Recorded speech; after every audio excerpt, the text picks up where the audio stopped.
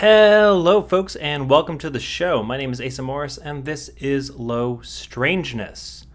Seems like at the moment of writing the script and recording my voice here, my tech problems have decided to ease up. So good, I guess.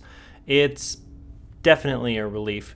My cat is going insane throughout the house, as cats do, so she'll probably make a guest appearance. And that's fine. Before we get going, let's do the business. Make sure you're following us on all the socials, Instagram, Twitter, TikTok, mostly. And, of course, our YouTube, where every week I host a paranormal news rundown show called Weird Week. And it's pretty good.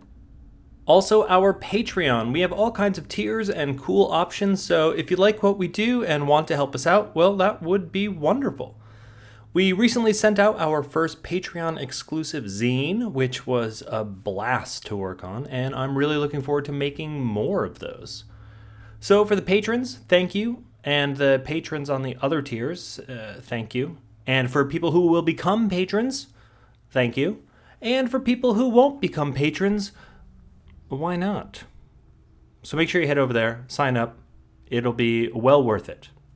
Anyway, all of our links are available in the show notes or at linktree/lowstrangeness. That's linktr.ee/lowstrangeness. Okay, that's the business. Now let's go.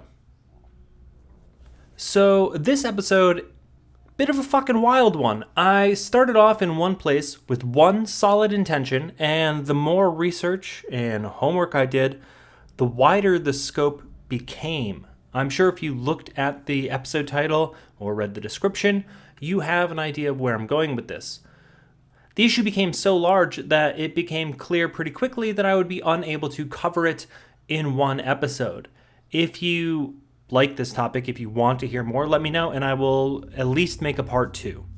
But anyway, this is often a subject that is met with disbelief at best, but more commonly, ridicule. As far as the bizarre supernatural iceberg goes, this topic is at least firmly placed down much deeper than public acknowledgement is comfortable with. In fact, it makes the Sasquatch and aliens crowd look far more grounded by comparison. What am I talking about? Dogmen. Fucking dogmen. Did I lose ya? Hopefully not. Anyway, dogmen, sometimes associated with werewolves, but for the record, are different. Werewolves change back and forth. Dogmen are always dogmen. They've been a staple of popular culture forever, it seems. Discounting the werewolf of science fiction films, we still have a number of modern dogmen tales circulating. Linda Godfrey's stellar investigation and eventual book on the Beast of Bray Road focused on an apparent dogman who terrorized the small community of Elkhorn, Wisconsin throughout the 80s. I cannot recommend her book enough. She has discussed many times how she approached the assignment with a deep skepticism, and throughout her investigation for the local paper, became convinced of the legitimacy of the residents' claims. Not so far away, we also have the Michigan Dogman, which has apparently been cited since the late 1800s and continues to be cited. And tales like these, whether local folklore, animal misidentifications, or whatever, are all over, and not just in America. There are global tales of dogmen, of dog-headed men, going back millennia. And they are persistent, if not a little troubling from at least a historical point of view.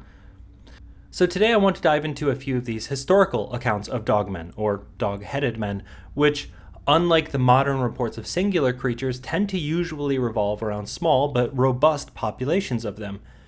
But we'll get into that in a minute. First up, let's get into it where it all started for me this week. The patron saint of travelers and dogs, St. Christopher, the Dogman. So, right up front, you should know I'm going to just destroy these pronunciations, and I apologize. So bear with me. Anyway, most Christian historians believe that St. Christopher lived in Rome in the early to mid 3rd century before being martyred by the Emperor Decius. Decius? Alternatively, he may have lived sometime in the late 3rd to early 4th century and was martyred by Emperor Dia. There is definitely some confusion there, which certainly doesn't help clear up the water, but we do know that by the 7th century, churches and monasteries were being named after him. However, it should also be noted that he was decanonized a few decades back for lack of proof of his existence at all. So, stories about St. Chris didn't seem to pop up until the 6th century, but it wasn't until the 13th that we got the most popular version of the St. Chris mythos. Here's what Wikipedia says regarding that version. Legends about the life and death of St. Christopher first appeared in Greece in the 6th century and had spread to France by the 9th century. The 11th century bishop and poet Walter of Spire gave one version, but the most popular variations originated from the 13th century Golden Legend. According to the legendary account of his life, Christopher was initially called Reprobus. He was a Canaanite, 5 cubits, which is 7.5 feet, tall, and with a fearsome face. While serving the king of Canaan, he took it into his head to go and serve the greatest king there was. He went to the king, who was reputed to be the greatest, but one day he saw the king cross himself at the mention of the devil. On thus learning that the king feared the devil, he departed to look for the devil. He came across a band of marauders, one of whom declared himself to be the devil, so Christopher decided to serve him. But when he saw his new master avoid a wayside cross and found out that the devil feared Christ, he left him and inquired from people where to find Christ. He met a hermit who instructed him in the Christian faith. Christopher asked him how he could serve Christ. When the hermit suggested fasting and prayer, Christopher replied that he was unable to perform that service. The hermit then suggested that because of his size and strength, Christopher could serve Christ by assisting people to cross a dangerous river, where they were perishing in the attempt. The hermit promised that this service would be pleasing to Christ. After Christopher had performed this service for some time, a little child asked him to take him across the river. During the crossing, the river became swollen and the child seemed as heavy as lead, so much that Christopher could scarcely carry him and found himself in great difficulty. When he finally reached the other side, he said to the child, "You have put me in the greatest danger. I do not think the whole world could have been as heavy on my shoulders as you were." And the child replied, "You had on your shoulders not only the whole world, but him who made it. I am Christ, your king, whom you are serving by this work." The child then vanished. Christopher later visited Lycia and there comforted the Christians who were being martyred.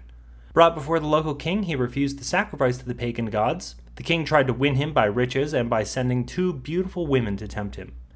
Christopher converted the women to Christianity, as he had already converted thousands in the city. The king ordered him to be killed. Various attempts failed, but finally, Christopher was beheaded. Okay, so the dude is 7.5 feet tall with a fearsome face. Well, that's not saying much, really, beyond the fact that he was intimidating. So why then is he incredibly often depicted as having a dog's head? Seriously, Google St. Chris dog head and you'll find classical painting after classical painting. You'll find reliefs carved in walls and churches of this dude with a dog's head. Why? Is it symbolism? Is it an error that somehow got into tradition? Okay, well, back to Wikipedia for a second.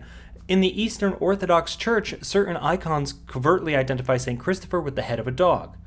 Such images may carry echoes of the Egyptian dog-headed god Anubis, another historical reference. Christopher pictured with a dog's head is not generally supported by the Orthodox Church, as the icon was proscribed in the 18th century by Moscow. The roots of that iconography lie in a hagiographic narrative set during the reign of the Emperor Diocletian, which tell of a man named Reprobus, or Reprobus, the reprobate or scoundrel, being captured by Roman forces fighting against tribes dwelling to the west of Egypt in Cyrenaica and forced to join the Roman numerous Marmaritarum, or unit of the Marmaritae, which suggests an otherwise unidentified Marmaritae, perhaps the same as the Marmaraceae Berber tribe of Cyrenaica. Again, sorry about the pronunciations. He was reported to be of enormous size with the head of a dog instead of a man, both apparently being typical of the Marmaritae. He and the unit were later transferred to Syrian Antioch, where Bishop Peter of Italia baptized him and where he was martyred in 308. It has also been speculated that this Byzantine depiction of St. Christopher as dog-headed may have resulted from misreading of the Latin term Canaeus, Canaanite, as caninus, that is, canine. According to the medieval Irish Passion of St. Christopher, this Christopher was one of the Dogheads, a race that had the heads of dogs and ate human flesh.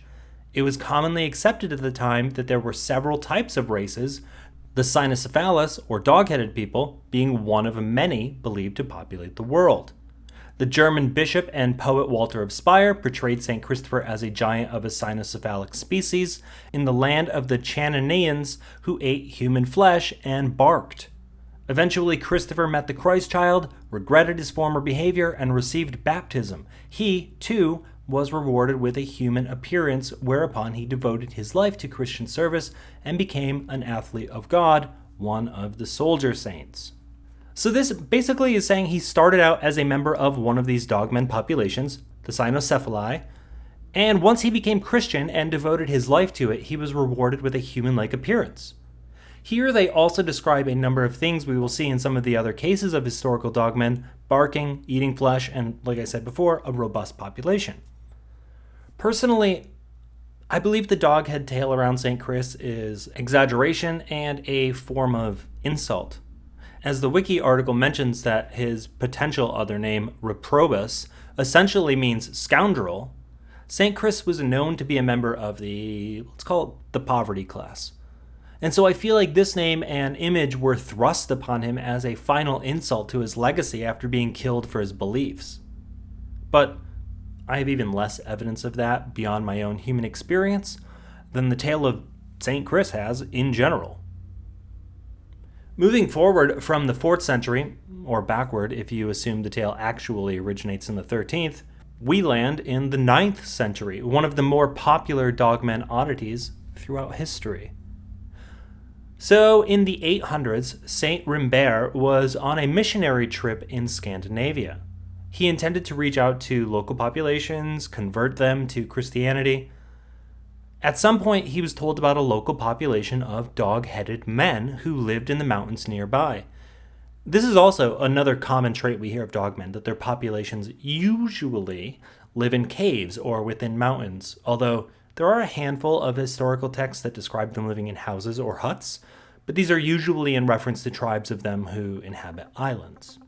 So anyway, because the thinking at the time was that animals didn't have souls and therefore couldn't be saved, was converting them a waste of time? Rimbert then penned a letter to a monk in France named Retramnus, asking if dog-headed men had souls and if he was expected to convert them. Well, after the break, we'll hear what Retramnus, back in the 9th century, had to say about that mission and of the dog-headed men in general. So sit tight, we'll be right back.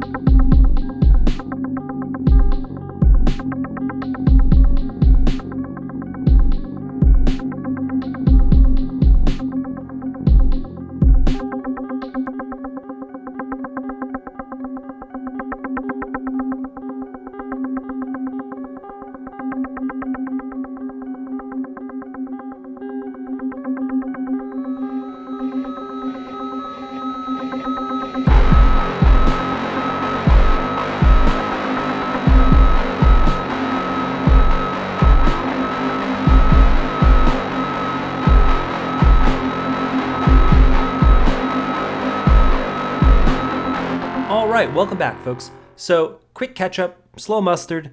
A man called Rimbert is in Scandinavia in the 9th century doing missionary work. He's wondering if it is a waste of time to preach to the dog-headed men that live nearby, considering he didn't believe that dogs had souls. So he writes a letter to a friend, a monk in northern France, about what he thinks of the dog-headed men and whether or not he should pursue that course of action. It took a little bit of digging, but I found a full copy of Retramnus's reply. I'm going to read it to you in full, though it is a bit of a mouthful. I'll try to jazz it up with a little flair. Anyway, Retramnus says, "To the one esteemed with the gifts of divine grace and writing in Christ, to Rimbert, the honored elder, Retramnus greets him in the Lord Christ everlasting. After you were informed of our request, you wrote to us about those things you were able to learn concerning the nature of the cynocephali, and you please me more than a little. Indeed, I'm going to revise very little of what you claimed about them. You will know that by no means did I come to this sentiment out of the torpor of carelessness, but that I was, in fact, uncertain of what was not attested by the presence of an informer. But now Brother Sarward is coming to us and will return to you, and given this opportunity, we were anxious to briefly disclose what we thought concerning your investigation. For you are asking what you ought to think of the cynocephali, namely, whether they were descended from Adam's stock, or if they have the souls of beasts. This question can be briefly settled as follows. If we were to consider the kinds of people there are, it should seem obvious that they had been descended from the offspring of the first humans. And of course, it is impossible to suppose that a person came from some other origin than through the means of their earliest ancestors. If we ponder about the species of beast named as such by humans, by their nature they don't communicate. Meanwhile, with this knowledge, if we were indeed satisfied with our supposition, which is clearly held by the learned church ministers, then they, the cynocephali, should be considered closer to beasts than humans. If in fact they have a canine head shape and bark like dogs, it shows they are not like humans but are similar to beasts. Next, a human's head is round and placed on top so he can behold the heavens, whereas the dog's head is oblong and drawn out in a snout so he looks to the ground. And humans talk, but dogs, in fact, bark. Truly, from those letters you kindly sent us, while they studiously reported the nature of these, they indicate several things which seem to agree that they have the reasoning mind of a human, rather than the sensibilities of a beast. Evidently, they hold the laws of their society. They are said to live together in houses. They practice agriculture and harvest crops. They show that they respect customs which are not beastly by clothing themselves with human-like modesty. And this is evidence for their sense of shame. They don't just use hides for garments, but you even wrote that they have cloth. Now, in a way, all these things seem to testify that a rational mind is present within them. For since a civil society may be described as the unification of degenerate people equally under the same law, and since these cynocephali are said to live together with each other in communal houses, I believe the distinguishing factor of civility fits in helpfully with such creatures. And if in fact they form a crowd when they gather together, they can only live together under some kind of lawful agreement. Indeed, where some type of law is preserved, it is also held together with the unanimous agreement of wills. And any sort of law cannot exist where it isn't decreed by collective consent. Certainly, laws can neither be set in place nor ever preserved without some kind of moral instruction. Truly now, your letter shows that they cultivate fields, plow the earth, and sow seeds in the countryside to gain profit, that they are skilled in craft. These traits would be completely unknown if the cynocephali were not endowed with a reasoning mind to support them, and as a matter of fact, it is reasonable to look for the purpose of a single action where there is purpose. What is it that makes the soil fertile? Why did it yield an abundance of seed? Without the agricultural knowledge of these things could never be cultivated. Moreover, they have the diligence of a rational mind to know how to make clothing from either hide or wool and linen, for they could not have obtained these things without some kind of workmanship, and the knowledge of craft is only bestowed on a rational mind. But to clothe themselves in shame is a sign of honor, which is not sought for unless they can judge in their mind a difference between disgrace and decency. And surely no one can blush about immodesty unless they happen to have some concept of decency. Now, nobody except someone who lacks reason would deny that these things are all characteristics of a rational mind. They distinguish between probity and disgrace. And they are capable in their knowledge of craft. They establish laws of peace and concord, and they can't be without a discernment of reason nor devoid of shrewd ingenuity. On this subject, when you say that there seem to be other things among the cynocephali, you give evidence that a rational mind really is present in them. Truly, man is distinguished from the beasts only by his rationality. People seem to be better at reasoning than animals. The published account of the martyr Saint Christopher seems to adequately support this understanding. Now, as it was read there, he is thought to have come from this race of people, and he fully committed both his life and martyrdom to radiant virtues. For it is believed that he was divinely influenced to be baptized with the help of a cloud pouring all over him, as evidenced by his account. Additionally, many things are reported with spreading fame, things which seem to suggest that this race of people is in command of rational thought. Isidore also said that in his notes when he was talking about the varieties of monsters which originated from the human race in the Book of Etymologies, and just as there were monstrous individuals within the clans of people, so there are monstrous clans within the greater human race, the giants, the cynocephali, the cyclopes, etc. In saying this, he clearly showed that he believed the cynocephali had originated from the offspring of the first man, for just as in the separate clans, certain tribes seem to be born against the law of nature. For example, the two-headed, the trimony, the dwarves, the hermaphrodites or androgynes, and many more besides. However, these monsters don't arise against the law of nature, but they come about in a certain way with their own peculiar disposition, since a natural law is an arrangement of God. In the same way, these marvelous monsters seem to introduce a monstrous branch to the natural lineage of the entire human race, monsters which were mentioned above and many more besides, and which take a long time to list, the pygmies and the back to front, the former of which are said to stand at only a cubit in height, and it is said that the latter's feet are turned around behind their legs, and that they have 8 toes on each foot. The horse-hoofed, who are a mix of human body with the feet of a horse, the Macrobi, standing nearly twice as tall as regular human, and the tribe of women in India who conceive at the age of 5 and don't live longer than 8 years, and many other extraordinary creatures are told about.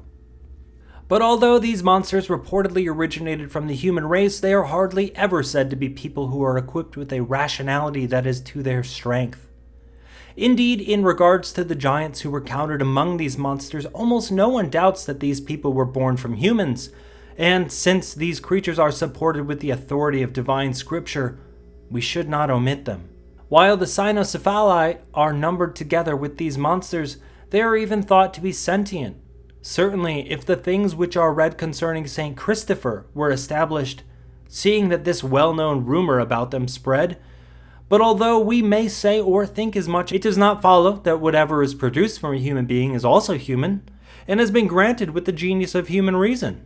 For instance, it is read that a calf or foal was born from a lady, or that a serpent emerged from a woman, but consequently I would agree that neither the calf nor the serpent had a human or rational mind. Also, a monster was born in the time of King Alexander's reign, whose upper part crushed a man, and whose lower half in fact brought forth the appearance of various living beasts. And although these beasts were born of human origin, I wouldn't ever think that they had a rational mind unless I'm lacking reason. This is evident through observation. On this subject, this notion is not of our concern because they originated from humans. I would have believed that they necessarily had the power of rational thought if weren't for what you wrote and what is read and spoken of about such things. That changed how I thought. But now, those things are said about these creatures seem to be copious and so compelling that to either not give credence to them or wishing to oppose them would seem like stubbornness rather than discretion. In addition, your letter shows that all the kinds of domestic animals which are owned in our districts and kept among those, truly, if they had a beastly and irrational mind, I see no way they could do this. If in fact the animals of the earth have been subordinated under people by divine will, we should know this from reading Genesis. Indeed, since the cynocephali take care of other kinds of beasts living with themselves, especially of the domesticated kind, and since they treat them with carefulness and herd them with commands, in order to master and prepare them for use, we wouldn't know this was a herd if it was not accordingly believed as such.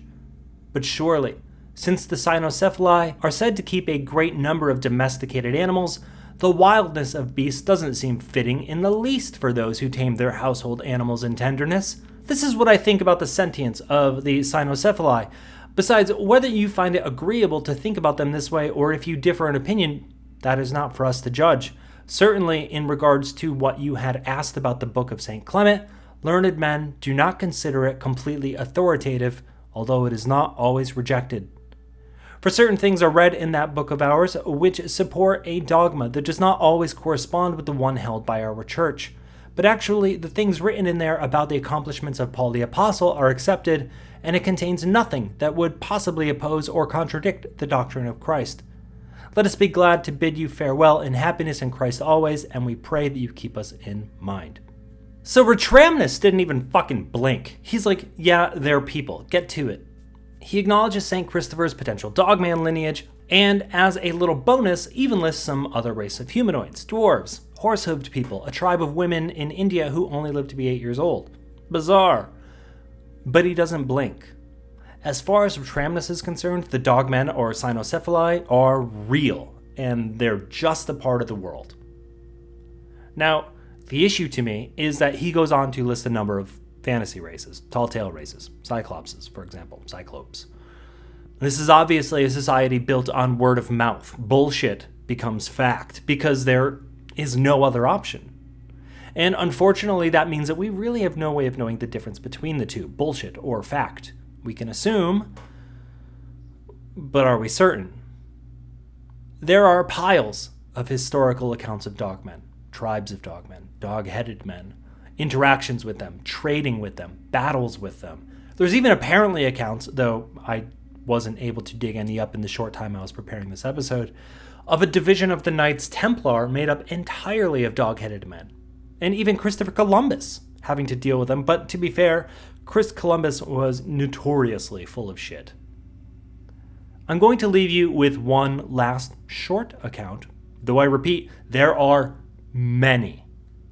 In the 4th century BC, Alexander the Great invaded India, and he wrote to his teacher, Aristotle, that he had seen dog-headed men and even captured several of them in battle. He described them as fierce and vicious, barking, snarling beasts. This could be, obviously, a man known for megalomania, boasting about horse shit, but a good handful of the historical dogmen accounts that I dug up were from India. Most of them didn't describe them as snarling beasts, but, some people are angrier than others. All in all, while fascinating, and believe me, I achingly want to live in a magical sort of D&D world, I can't help but feel like the Dogman and Dog-Headed Man stories are just that. Stories. A little bit of boasting, a little bit of bullshit, a little bit of misidentification, and centuries of the telephone game.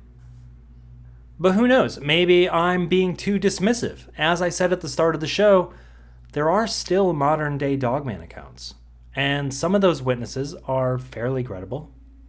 I'm skeptical here, but I'm not closed off to the possibility just because I'm told that they shouldn't exist. To quote Retramnus' letter, learned men do not consider it completely authoritative, although it's not always rejected. And that's our show. Thank you so much for hanging out with us, for joining us whether again or for the first time. The music underneath the segments was provided by Iron Cthulhu Apocalypse, whose links will also be in the show notes. Make sure you're following us on all the socials. Currently, I am most active on Instagram, Twitter, and TikTok. And also make sure you're subbed to our YouTube for our weekly paranormal news show, Weird Week, where every Monday I give a quick rundown of a handful of the events that happened that week that caught my eye, as well as a handful of other series I've been working on. So make sure you check that out. Give it a sub. And make sure you hit up the link tree for all the links, all the things, merch, socials, again, Patreon, especially the Patreon. If you want to throw us a couple bucks a month, that would be great. I would super appreciate it. But that's that. My name is Asa Morris, and this is, of course, Low Strangeness. Thank you again for joining us. Take care of yourselves and the people around you. Be safe out there. I'll see you in 2 weeks.